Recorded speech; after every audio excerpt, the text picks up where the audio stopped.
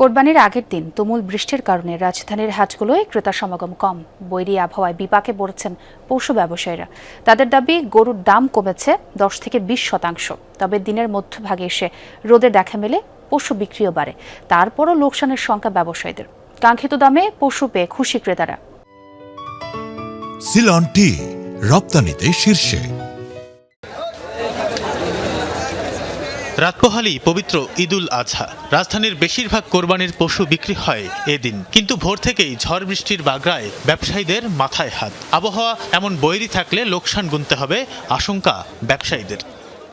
আমি নিয়েছিলাম আপনার গরু হয়েছে 17টার মধ্যে 13টা কালকেই বেচছি, আর আজকে 2টা বেচছি, আরো 2টা আছে। বাকি যেগুলো আছে এখনো বৃষ্টি চলতেছে, হাটের ভিতরে কোনো দাম নাই।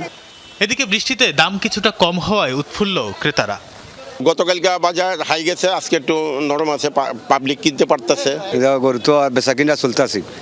দামে কেমন? দাম তো একটু গরু যেটা আছে দুইটা দাম আছে বুঝছেন, তবে আগামী 8 থেকে একটু নিচেই আছে। তবে ঈদের আগে শেষ রাতে ক্রেতাদের ভিড় বাড়বে। ক্রেতা বিক্রেতা উভয়েই মুখে হাসি নিয়ে একত্রে অংশ নেবে ঈদ জামাতে, এমনটাই প্রত্যাশা সবার। তানভীর সিদ্দিক, টিপু, যমুনা নিউজ, ঢাকা।